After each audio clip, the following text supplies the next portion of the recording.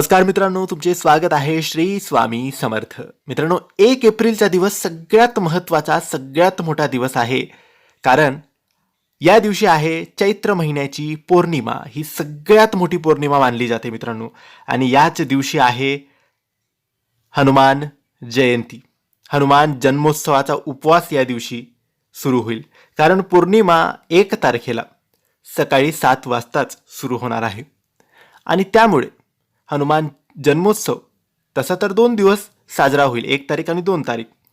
परंतु 1 तारखेला जी चैत्र पौर्णिमा आहे त्या निमित्ताने आपण आपल्या घरात आपल्या कुलदेवीची उपासना, कुलदेवीची सेवा आणि कुलदेवीचा कुळाचार या पद्धतीनेच करावा. अगदी सोपी पद्धत आहे. हा व्हिडिओ संपूर्ण बघा आणि या व्हिडिओमध्ये सांगितलेल्या कुळाचार त्या पद्धतीने तुम्हाला करायचा आहे. चैत्र पौर्णिमेच्या दिवशी आपण आपल्या कुलदेवीचा कलश नक्की भरावा. कुलदेवीच्या टाक, मूर्ती, फोटो असेल तर त्यांचे अभिषेक करून त्यांना परत त्यांच्या जागी स्थापन करायची. कुंकू, हळद लावून, अक्षता वाहून, फुलांचा हार लावून त्यांची पूजा करायची. पुरणपोळी, खीर याचा नैवेद्य आपण कुलदेवीला दाखवावा.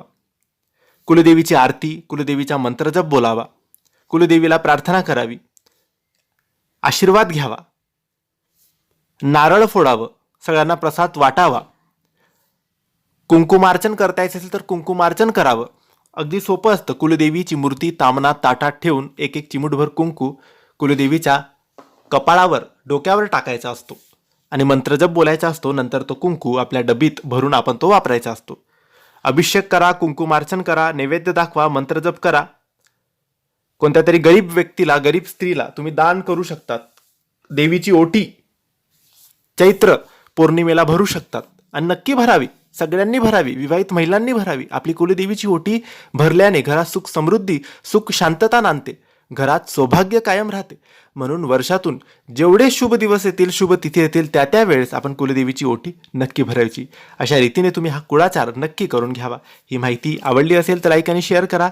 काही प्रश्न असतील तर कमेंट्सद्वारे विचारा. आमच्या चॅनलला सबस्क्राईब करायला विसरू नका. धन्यवाद. श्री स्वामी समर्थ.